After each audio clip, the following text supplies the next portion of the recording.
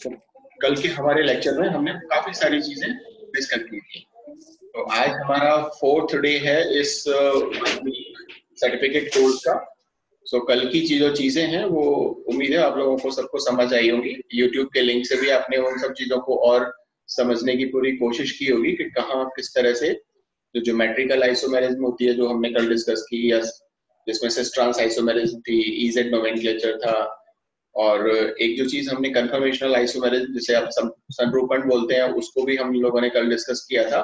और शायद एक कंपाउंड को लेकर के हमने एग्जांपल उसको थोड़ा सा और समझाया भी था कि इथेन जो है वो किस तरह से कन्फर्मेशनल आइसोमेरिज्म शो करता है।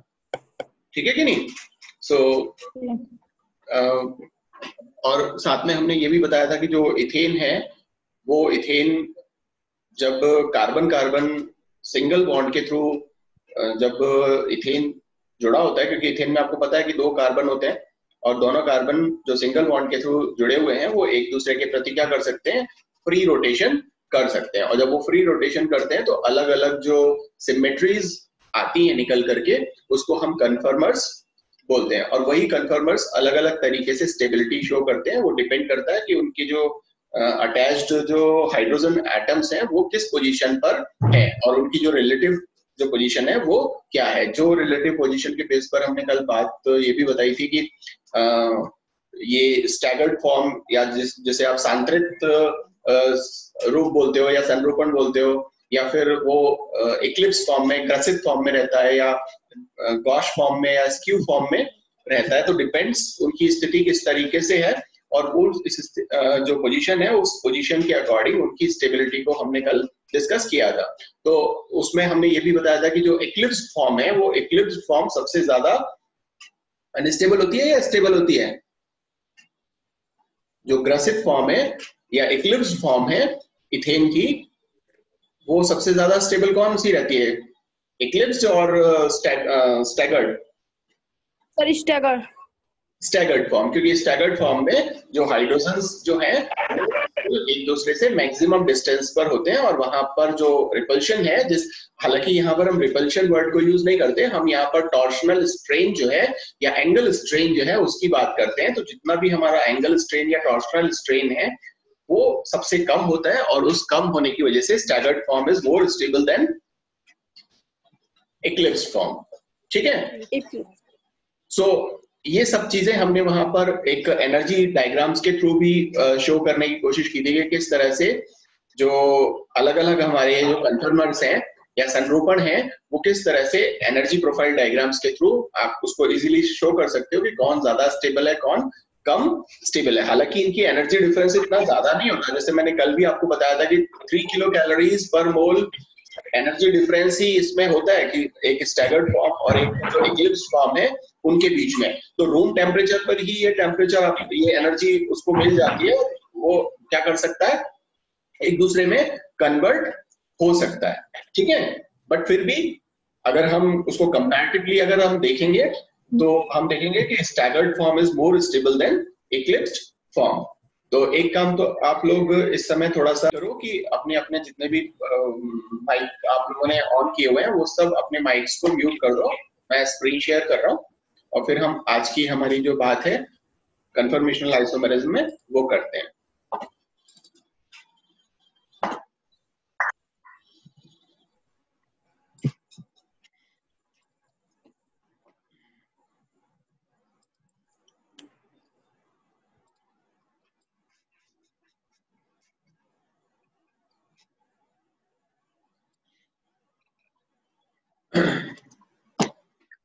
तो आज हम जो बात करेंगे वो बात करेंगे कि एन ब्यूटेन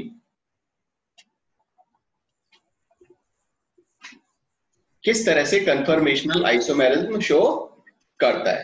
तो एन ब्यूटेन के बारे में आपको पता ही है कि अगर एन ब्यूटेन का आप स्ट्रक्चर देखो तो एन ब्यूटेन का स्ट्रक्चर कुछ इस तरह से होता है कि कितने कार्बन एटम्स होंगे ब्यूटेन के पास में? 4 कार्बन एटम्स होंगे।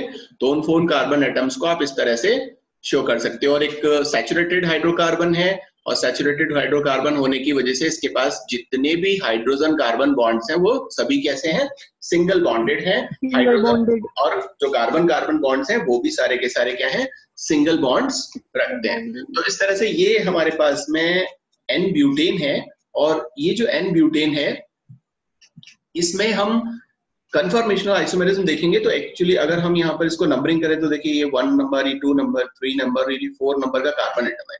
तो ये जो कार्बन एटम है हमारा 2 और 3, इस कार्बन एटम के सापेक्ष हम क्या करेंगे, इसको रोटेट करने की कोशिश करेंगे। मतलब कि ये जो हमारे पास में कंपाउंड है ये बीच से यहाँ से हम इसको डिवाइड कर देते हैं और 2 और 3 के बीच में जो कार्बन कार्बन का जो बॉन्ड है उसके विद रेस्पेक्ट टू हम क्या करेंगे, इसको रोटेट करके और देखेंगे कि किस तरह के आइसोमर्स ये फॉर्म करता है। तो यहाँ पर अगर हम इसको स्ट्रक्चर, इसका न्यूमेन स्ट्रक्चर बनाएं ब्यूटेन, एन ब्यूटेन का, तो कुछ इस तरह से बनेगा कि ये आपका एक फ्रंट कार्बन है, ये आपका वो जो बॉन्ड्स हैं वो हैं, और बैक कार्बन जो है वो इसके पीछे है। तो यहाँ पर एक नई चीज मैं आपको बताता हूँ, उसमें जब न्यूमेन प्रोजेक्शन फार्मूला आप कहीं पर भी किसी भी कंपाउंड के लिए बनाएंगे तो आप हमेशा क्या करेंगे, जो आपका फ्रंट कार्बन है, जो सामने वाला कार्बन है, उस सामने वाले कार्बन को आप यहाँ पर क्या करेंगे, डॉट के थ्रू रिप्रेजेंट करेंगे। तो मैंने ये कुछ डार्क रेड कलर का डॉट बना दिया। ये रेड कलर का डॉट ये इंडिकेट कर रहा है कि वो जो कार्बन है वो कैसा है, फ्रंट कार्बन है, जिसे आप अपनी तरफ देख सकते हैं। और वो छोटा बनाया है, वो छोटा इसलिए बनाया है ताकि आप उसको देख सको। और ये जो पीछे का जो सर्किल आपको दिख रहा है, ये वाला जो सर्किल दिख रहा है, ये जो सर्किल है, ये सर्किल हमारे पास में वो है जो बैक कार्बन है। ठीक है ना। तो 2 कार्बन आपके पास में हो गए, एक कार्बन हो गया जो फ्रंट कार्बन है और एक कार्बन हो गया जो बैक कार्बन है। क्लियर इतनी बात। सो ये जो न्यूमैन प्रोजेक्शन फार्मूला है, अब इससे हम जोड़ने की कोशिश करेंगे। तो आप ये मानो कि ये जो फ्रंट कार्बन आपको दिख रहा है ये कार्बन नंबर 3 है, ये जो कार्बन ना, ये कार्बन नंबर 3 मान लो, और ये जो बैक कार्बन, ये जो सर्कल दिख रहा है, ये कार्बन नंबर 2 है। ठीक है, तो ये बात आप ध्यान रखोगे। और अब हम देखते हैं कि इसमें जो बाकी के जो बॉन्ड्स हैं, जो हाइड्रोजन बॉन्ड या जो सॉरी कार्बन हाइड्रोजन बॉन्ड या फिर जो मिथाइल ग्रुप है, वो किस तरह से यहाँ पर अटैच्ड है। तो अगर आप देखो इस कार्बन की बात करें, इस नंबर 3 कार्बन की, तो इससे 2 हाइड्रोजन अटैच्ड हैं। ये 2 हाइड्रोजन, मैं इसको थोड़ा सा यहाँ पर दोबारा से लिख देता हूँ ताकि आप लोगों को समझने में थोड़ी सी आसानी हो जाएगी।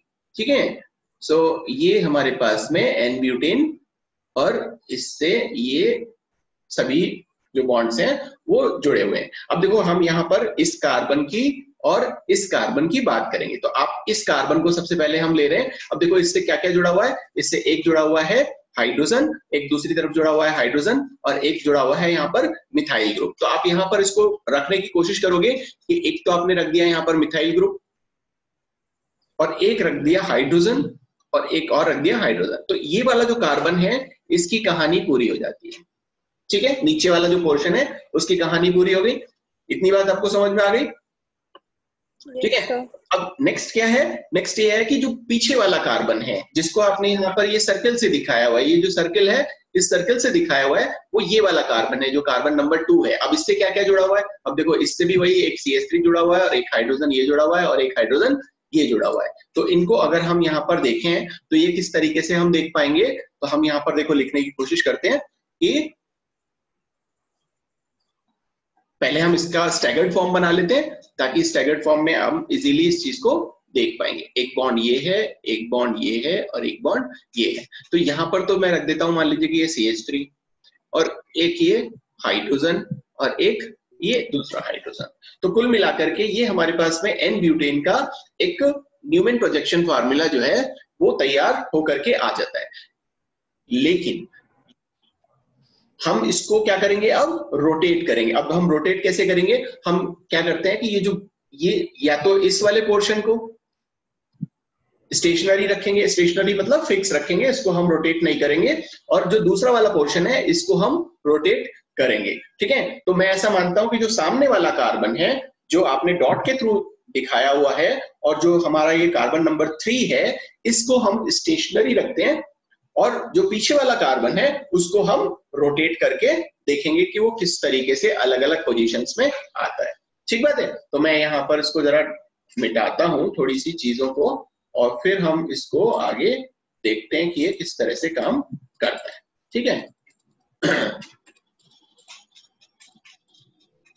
यहाँ पर जो जैसे हमने जो इथेन में बात देखी थी, इथेन में और यहाँ पर क्या अंतर है कि देखो इथेन में सभी के सभी हाइड्रोजन्स थे जो भी कार्बन के साथ में अटैच थे, और उन हाइड्रोजन्स को हमने क्या किया हुआ था, रोटेट करके देखा था, मतलब कार्बन कार्बन बॉन्ड को रोटेट करके देखा था, तो हाइड्रोजन्स ही सिर्फ मूव कर रहे थे। लेकिन यहाँ एन ब्यूटेन में आप देखोगे कि हमारे पास में क्या है, हमारे पास में एक मिथाइल ग्रुप भी जुड़ा हुआ है, और मिथाइल ग्रुप जुड़ा होने की वजह से क्या हो जाएगा कि जो पोजीशंस हैं वो पोजीशंस हमें कुछ डिफरेंट नजर आएंगी। इसका मतलब वो जो हमने अलग अलग कन्फर्मर्स देखे थे, चाहे वो स्टैगर्ड फॉर्म हो या वो हमारे पास में इक्लिप्स फॉर्म हो जिसे आप ग्रेसिव फॉर्म बोलते हो, या फिर हमारे पास में गॉश या स्क्यू कन्फर्मेशंस हो, ये हमें जो हमने इथेन में देखी थी वैसी ही मिलेंगी, लेकिन यहाँ पर नंबर ऑफ कन्फर्मर्स थोड़े बढ़ जाएंगे। कुछ हमें पार्शियल इक्लिप्स फॉर्म मिलेंगी, कुछ हमें पार्शियल गॉश फॉर्म मिलेंगी, कुछ हमें पार्शियल स्टैगर्ड फॉर्म मिलेंगी, और कुछ हमें क्या मिलेंगी, fully staggered, fully eclipsed, fully जो कौन सी थी, गॉश या स्क्यू फॉर्म हमें यहाँ पर देखने को मिलेंगी। ठीक है, तो इस तरीके से यहाँ पर हमारे पास में कन्फर्मर्स की जो नंबर है या संख्या है वो थोड़ी सी इंक्रीज हो जाती है, और उसको हम यहाँ पर देखने की कोशिश करेंगे, बनाने की कोशिश करेंगे कि वो किस तरीके से होता है। अब मान लो कि ये जो हमारे पास में फॉर्मूला, ये जो स्ट्रक्चर सामने निकल करके आया है एन-ब्यूटेन का, अब हम इसको क्या करते हैं, 120 डिग्री घुमाते हैं, ठीक है, या 60 डिग्री घुमाते हैं। तो हम मान लीजिए कि 60 डिग्री अगर हम इसको घुमाते हैं तो देखिए ये जो पोजीशन है, इस वाले को तो हम सेम रखेंगे, ये मैं जिनको सर्किल कर रहा हूं उसको हम स्टेशनरी रखेंगे, इसको हम रोटेट नहीं करेंगे क्योंकि ये हमारा फ्रंट कार्बन है और इसको हमने स्टेशनरी रखा हुआ है। अब हमारे पास में जो पीछे वाला जो कार्बन है जो आपको सर्किल के फॉर्म में दिख रहा है, इसको हम रोटेट करते हैं। तो ये जो कार्बन है अगर हम इसको 60 डिग्री घुमाएंगे तो इसको घुमाने पर ये जो हाइड्रोजन है, ये हाइड्रोजन इसके पीछे की तरफ आ जाएगी, और ये वाला जो हाइड्रोजन है वो इसके पीछे की तरफ आ जाएगा, और ये वाला जो हाइड्रोजन है वो इसके पीछे की तरफ आ जाएगा। तो कुल मिलाकर के जब हम इसको रोटेट करेंगे तो हमारे पास में जो स्थिति आएगी वो स्थिति कुछ इस तरह की होगी, और वो मैं आपको यहाँ पर बना करके शो करता हूँ। ठीक है, कि ये हमारे पास में बैक कार्बन है, ये हमारे पास में फ्रंट कार्बन है, और इस फ्रंट कार्बन पर हम यहाँ पर ये 3 बॉन्ड्स बना देते हैं। ये आपका CH3 है, यहाँ पर एक हाइड्रोजन अटैच्ड है, यहाँ पर भी एक हाइड्रोजन अटैच है, और अब हमने जैसे कहा था कि हम इसको रोटेट करेंगे और यहाँ से यहाँ तक लेकर आएंगे, तो हम ये देखेंगे कि ये जो हाइड्रोजन है वो इसके पीछे, ये जो हाइड्रोजन है वो इसके पीछे आ जाएगा। हम इसको बिल्कुल पीछे नहीं दिखा सकता क्योंकि देखने के लिए हमें थोड़ा सा बिल्कुल उसके नजदीक बनाना पड़ रहा है ना। ऐसे ही जो ये वाला हाइड्रोजन है वो यहाँ इसके पास आ जाएगा और इसको हम इस तरह से शो करेंगे, और यहाँ वाला जो है वो कुछ इस तरीके से आ जाएगा जिसको हम यहाँ पर शो करेंगे। तो ये जो स्थिति है वो है आपकी इक्लिप्स्ड फॉर्म, और ये जो है वो ये है आपकी स्टैगर्ड फॉर्म। ठीक है ना, तो ये अलग अलग जो पोजीशंस हैं उन पोजीशंस के बेस पर हमें ये स्टैगर्ड फॉर्म और इक्लिप्स फॉर्म मिल गई। अब यहाँ पर आप एक चीज और देखेंगे, अच्छा मैंने एक चीज कम क्या गलत कर दिया,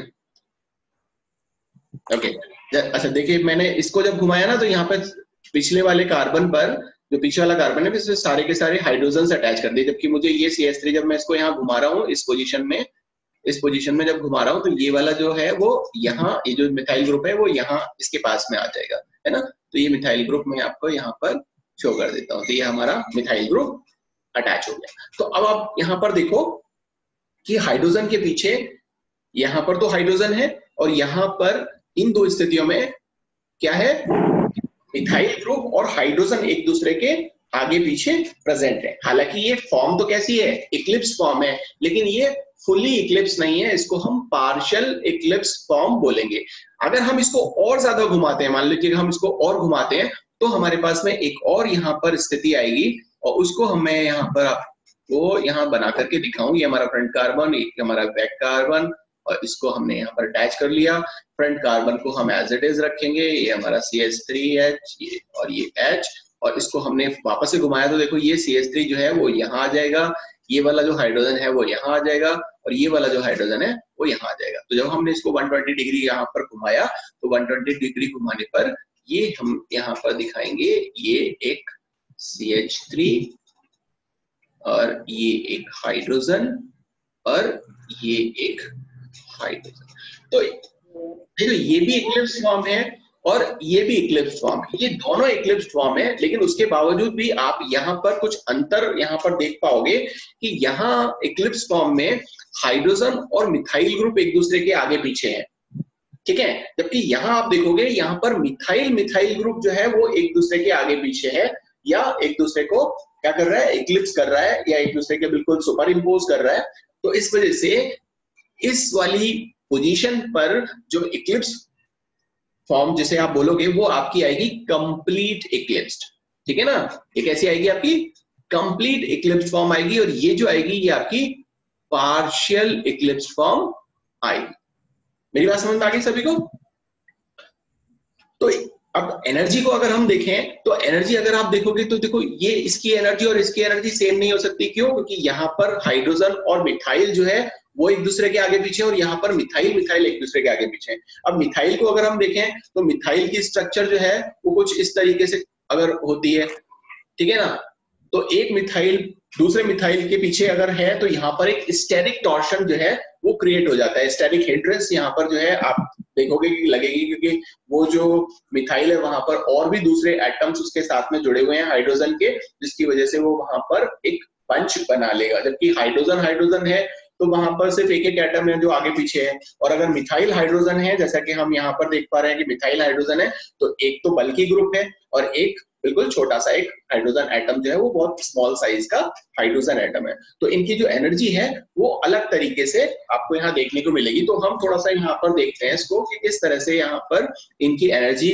दिखाई देती है। अच्छा, एक चीज और मैं यहाँ पर आपको बताऊं कि ये जो फॉर्म आई है जिसके अंदर मिथाइल जो है वो बिल्कुल एक दूसरे के अपोजिट है, ये बिल्कुल एक दूसरे के अपोजिट है, और यहाँ पर जो एनर्जी होगी वो क्या होगी, वो मिनिमम होगी। वो मिनिमम इसलिए होगी क्योंकि यहाँ पर बल्कि ग्रुप एक दूसरे के क्या है, बिल्कुल अपोजिट है। और इस फॉर्म को हम यहाँ पर एक नई हमारे पास में एक टर्म है उसे हम बोलते हैं एंटी मतलब जो बिल्कुल अपोजिट यहाँ पर है। तो आप इसको यहाँ पर देखो, ये हमारे पास में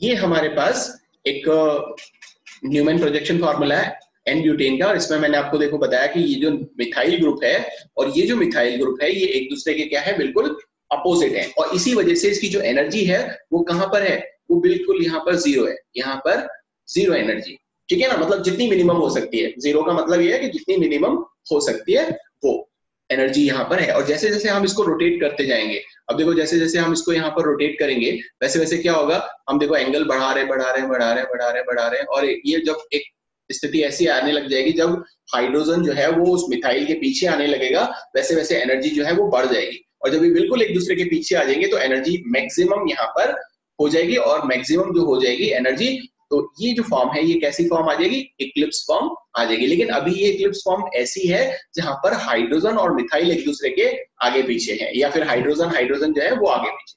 फिर हम क्या करेंगे, वापस से इसको घुमाएंगे, वापस से इसको हम जब घुमाएंगे तो आप देखोगे कि अब ये वापस स्टैगर्ड फॉर्म में आना शुरू हो जाएगा, तो यहाँ पर एनर्जी जो है वो वापस से क्या होने लगेगी, धीरे धीरे डिक्रीज होने लगेगी, और एक पर्टिकुलर पोजीशन ऐसी आएगी जब ये बिल्कुल एक मैक्सिमम डिस्टेंस पर होंगे हाइड्रोजन और मिथाइल ग्रुप, तो यहाँ एनर्जी सबसे ज्यादा लोएस्ट हो जाएगी।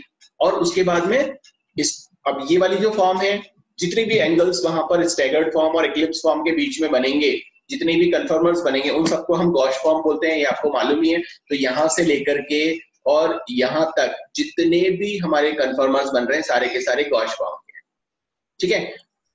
और ये जो इक्लिप्स फॉर्म और स्टैगर्ड फॉर्म बनती है वो एक पॉइंट पर आकर के बनती है, वो इतनी रेंज में नहीं बनती, वो इस पर्टिकुलर पॉइंट पर, जैसे अगर हम यहाँ पर इक्लिप्स फॉर्म की बात कर रहे हैं तो इक्लिप्स फॉर्म जो है वो बिल्कुल इसी पॉइंट पर आकर के आपकी बनेगी, ठीक है। ये इक्लिप्स फॉर्म इसी फॉर्म पर आके बनेगी। अगर हम स्टैगर्ड फॉर्म को देख रहे हैं तो वो बिल्कुल इसी पॉइंट पर आकर के बनेगी या इस पॉइंट पर आकर के बनेगी। उसके बाद में फिर हम इसको घुमाना शुरू करेंगे तो फिर वापस से वो एक दूसरे के पीछे आने लगेंगे। लेकिन इस स्थिति में जब हम आएंगे तो आप देखोगे कि मिथाइल के पीछे एकदम मिथाइल आ जाएगा और ये फुली इक्लिप्स फॉर्म हमारी बन करके रेडी हो जाएगी और यहाँ पर एनर्जी जो है वो मैक्सिमम हो जाएगी। हालांकि इसकी एनर्जी और इसकी एनर्जी में ज्यादा डिफरेंस नहीं है। अगर हम इसको यहाँ पर देखें ग्राफ को और मेजर करें तो यहाँ पर केवल इतना ही एनर्जी डिफरेंस यहाँ पर हमें देखने को मिल रहा है। लेकिन फिर भी यहाँ पर एनर्जी फिर भी अगर हम देखेंगे तो फुली इक्लिप्स फॉर्म की जो एनर्जी है वो जो दूसरा हमारा पार्शियल इक्लिप्स फॉर्म था जो हमारे पास में ये इक्लिप्स फॉर्म था इससे एनर्जी इसकी ज्यादा है। और सेम ये वापस से हम इसको जब रोटेट करेंगे तो सेम स्थिति हमारी उसी तरीके से जो हमारी स्थिति पहले थी उसी तरह से हमारे पास में गॉश फॉर्म उसी तरह से हमारे पास इक्लिप्स फॉर्म ये हमें देखने को यहाँ पर मिलेगी और एनर्जी जो है वो हमारे फ्लक्चुएट होती रहेगी। ठीक बात है। तो अगर हम इसकी रिलेटिव स्ट्रेंथ की बात करें तो सबसे रिलेटिव स्ट्रेंथ की अगर हम यहाँ पे बात करेंगे तो सबसे ज्यादा स्टेबल कौन जो कन्फर्मर है, कौन सा कन्फर्मर आपको यहाँ पर सबसे ज्यादा स्टेबल लग रहा है? स्टैगर्ड फॉर्म वाला, जैसे आप यहाँ पर क्या बोलते हो एंटी फॉर्म। ये जो एंटी फॉर्म है ये सबसे ज्यादा स्टेबल है क्योंकि ये स्टैगर्ड फॉर्म ऐसी है जिसमें जो मिथाइल ग्रुप्स हैं वो बिल्कुल एक दूसरे से मैक्सिमम डिस्टेंस पर प्रेजेंट है। ठीक है। तो अगर हम यहाँ पर एनर्जी को यहाँ पर रिलेटिव स्ट्रेंथ और एनर्जी को अगर हम देखें तो सबसे कम एनर्जी होगी एंटी फॉर्म की और उसी वजह से उसकी एनर्जी जो है उसकी जो स्टेबिलिटी जो है वो सबसे ज्यादा हो जाएगी। और उसके बाद में आप देखोगे कि जो गॉश फॉर्म है वो उससे कम रिलेटिव स्ट्रेंथ रखेगा और जो इक्लिप्स फॉर्म है और फुली इक्लिप्स फॉर्म है जो बिल्कुल मिथाइल एक दूसरे के आगे पीछे जब चले जाएंगे, जहां पर हमने यहाँ पर जो देखा था कि मिथाइल बिल्कुल एक दूसरे के पीछे चले गए इस स्थिति में, तो यहाँ पर सबसे कम स्टेबिलिटी हमें देखने को मिलेगी। ठीक है। जैसे कि हमने यहाँ पर भी देखा था कि सबसे कम स्टेबिलिटी जो है वो यहाँ पर हमें देखने को मिल रही थी जब ये फुली इक्लिप्स फॉर्म में था। ठीक है। कहाँ गया ये फुली इक्लिप्स फॉर्म में जब ये दोनों मिथाइल एक दूसरे के आगे पीछे थे। ठीक है। तो इस तरीके से अब यहाँ पर हमें एक चीज और देखने को मिलेगी, वो चीज क्या है उस पर थोड़ी सी हम यहाँ पर बात करें कि इस डायग्राम को देख करके यहाँ पर हमें और क्या चीज देखने को मिलती है कि देखो, एक तो यह है कि कोई भी कन्फर्मर सबसे कम एनर्जी रखता है वो क्या कहलाएगा, कन्फर्मेशनल आइसोमेरिज्म हमें वहां पर शो करेगा और जितनी कम से कम एनर्जी उसकी होगी उतना ही ज्यादा वो स्टेबल होगा। दूसरी चीज यहाँ पर एक और हमें देखने को मिलती है कि जो अरेंजमेंट है जब हम इसको रोटेट करते हैं और रोटेट करने पर जो इनका स्पेशल अरेंजमेंट है एटम्स का, स्पेशल मतलब विशेष नहीं, स्पेशल मतलब आकाशीय, स्पेस है ना, जो आकाश के अंदर इसका जो स्पेशल अरेंजमेंट है उसकी वजह से इन्हें हम क्या बोलेंगे, स्टीरियो आइसोमर्स भी बोलेंगे। अभी स्टीरियो आइसोमर्स आप बोलोगे साहब, स्टीरियो आइसोमर्स तो वो होते हैं जो एक दूसरे की मिरर इमेजेस होते हैं और एक दूसरे को सुपर इम्पोज नहीं करते, यही वाले थे ना स्टीरियो आइसोमर्स जब हमने ऑप्टिकल आइसोमेरिज्म पढ़ी थी। तो अगर आप यहाँ पर इन दो फॉर्म्स को देखो, ये वाली जो गॉश फॉर्म आपको दिख रही है बी, ये जो बी फॉर्म गॉश फॉर्म दिख रही है ये, और ये जो बी फॉर्म गॉश फॉर्म दिख रही है ये, क्या ये एक दूसरे की मिरर इमेजेस हैं?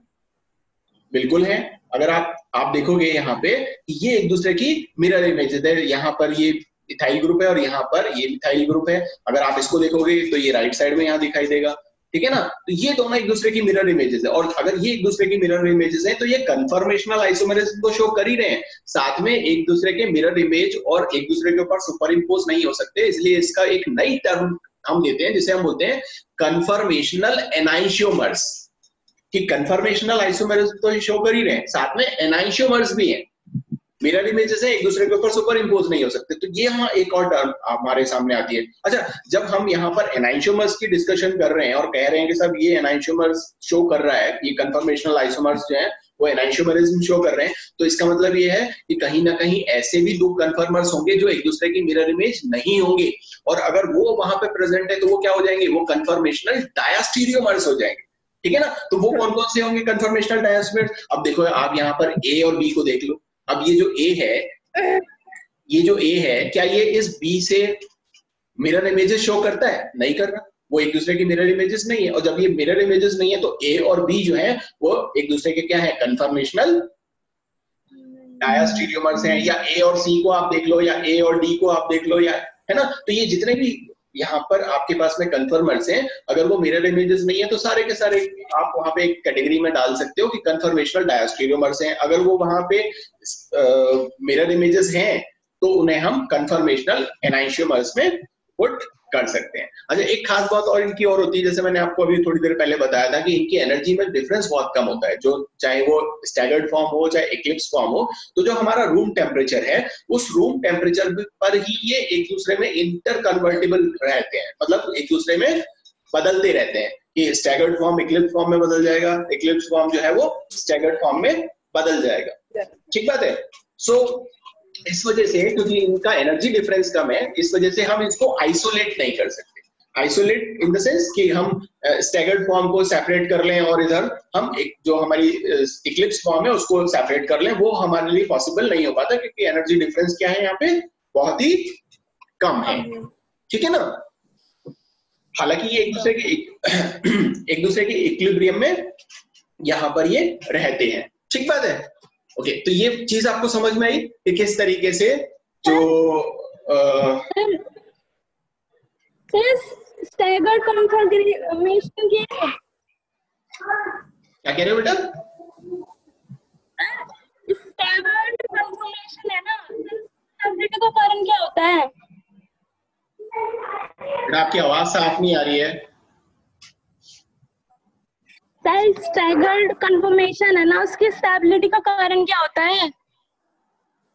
स्टैगर्ड कन्फर्मेशन के किस चीज का कारण?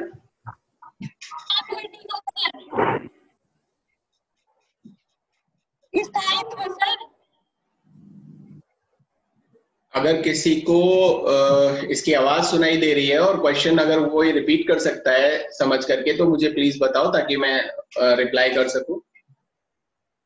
सर वो यूं पूछ रही, स्टैगर्ड फॉर्म की स्टेबिलिटी का क्या कारण होता है? ओके, स्टैगर्ड फॉर्म की स्टेबिलिटी का क्या कारण होता है? अभी हम इतनी देर से यही बात तो डिस्कस कर रहे थे कि staggered form is more stable then Eclipse form. देखो, स्टैगर्ड फॉर्म इसलिए ज्यादा स्टेबल है क्योंकि ये आपके पास में यहाँ पर आप इस फॉर्म को देखो, इस वाली फॉर्म को, ठीक है ना, इस एक इसमें आप देखोगे कि जितने भी एटम्स या ग्रुप्स यहाँ पर जुड़े हुए हैं वो एक दूसरे से मैक्सिमम डिस्टेंस पर हैं, और मैक्सिमम डिस्टेंस पर होने की वजह से ये एक दूसरे के प्रति जो रिपल्शन लग रहा है वो रिपल्शन क्या होगा, मिनिमम होगा, और रिपल्शन मिनिमम होगा तो इसमें स्टेबिलिटी जो है वो सबसे ज्यादा वहां पर आ जाएगी। तो इसीलिए जो स्टैगर्ड फॉर्म है, या जिसे आप हिंदी में क्या बोलते हो, सांतरित फॉर्म जो है, सांतरित संरूपण जो है वो सबसे ज्यादा स्टेबल यहाँ पर होता है। क्योंकि और अगर आप किसी इक्लिप्स फॉर्म या ग्रेसिव फॉर्म में जाओगे तो आप यहाँ पर देखोगे कि ये जो एटम्स हैं या ग्रुप्स हैं ये एक दूसरे के आगे पीछे होते हैं, और एक दूसरे के आगे पीछे होने की वजह से इनमें रिपल्शन लगता है, और रिपल्शन लगने की वजह से वो एक दूसरे को क्या करते हैं, एनर्जी उसकी बढ़ जाएगी, और एनर्जी बढ़ जाएगी तो स्टेबिलिटी क्या हो जाएगी, कम हो जाएगी। ये आप सिंपल सा लॉ है जो आप जानते ही हैं कि एनर्जी बढ़ने पर किसी भी कंपाउंड की, किसी भी एंटाइटी की, उसकी स्टेबिलिटी कम हो जाती है, और एनर्जी अगर उसकी कम हो जाएगी तो वो कंपाउंड जो है वो स्टेबल हो जाता है। ठीक है, तो आशा है आपको समझ में आया होगा कि स्टैगर्ड फॉर्म जो है वो ज्यादा स्टेबल क्यों है, जस्ट बिकॉज ऑफ कि वहां पर रिपल्शन कम है। या यहाँ पर क्योंकि मैं रिपल्शन यूज कर रहा हूँ, हालांकि मुझे करना ये चाहिए कि जो टॉर्शनल स्ट्रेन है, वो टॉर्शनल स्ट्रेन जो है वो सबसे कम होता है जब एक स्टैगर्ड फॉर्म में एटम्स एक दूसरे के दूर दूर होते हैं। जैसे कि अगर आप इस एक फिगर को देखो, अब इस फिगर में आप देखो कि ये जो मिथाइल ग्रुप है, ये मिथाइल ग्रुप बिल्कुल एक दूसरे के अपोजिट है, ठीक है, जिसको हमने यहाँ पर एंटी नाम दिया है, और एंटी नाम इसलिए दिया है क्योंकि ये बिल्कुल एक दूसरे से दूर दूर है, और जितनी मैक्सिमम डिस्टेंस हो सकती है दूर, उतना डिस्टेंस पर है, इसलिए ये मोस्ट स्टेबल है एंटी फॉर्म। जो ये एक स्टैगर्ड फॉर्म भी है, उसको आप स्टैगर्ड फॉर्म भी बोल सकते हो, ठीक है ना, ये स्टैगर्ड फॉर्म भी है। अब इस वाली फॉर्म में आप जाओगे, जब दूसरी वाली इसमें जब हम इसको यहाँ रोटेट कर देंगे 60 डिग्री, तो आप देखोगे कि यहाँ पर हाइड्रोजन और मिथाइल, हाइड्रोजन हाइड्रोजन और हाइड्रोजन मिथाइल, ये एक दूसरे के क्या हो जाएंगे, अपोजिट हो जाएंगे। तो ऐसी स्थिति में ये इक्लिप्स फॉर्म में कन्वर्ट हो जाएगा। अब इक्लिप्स फॉर्म में अगर कन्वर्ट हो जाता है तो एनर्जी क्या हो जाएगी, एनर्जी यहाँ पर बढ़ जाएगी। तो एनर्जी इसीलिए यहाँ पर आप बढ़ी हुई देखोगे कि ये 120 डिग्री एंगल जो है वो बढ़ा हुआ यहाँ पर देख पा रहे हो। ये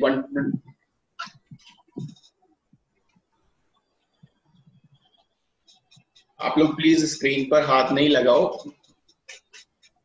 ये 120 डिग्री, ये 120 डिग्री एंगल है और ये भी देखो 120 डिग्री एंगल है ना। इस 120 डिग्री पर इसीलिए हमने यहाँ पर एनर्जी क्या हो गई, बढ़ गई। यहाँ पर जो 180 डिग्री एंगल था, जब ये बिल्कुल एक दूसरे के अपोजिट थे, तो 180 डिग्री एंगल था इन मिथाइल मिथाइल ग्रुप्स के बीच में, तो उस समय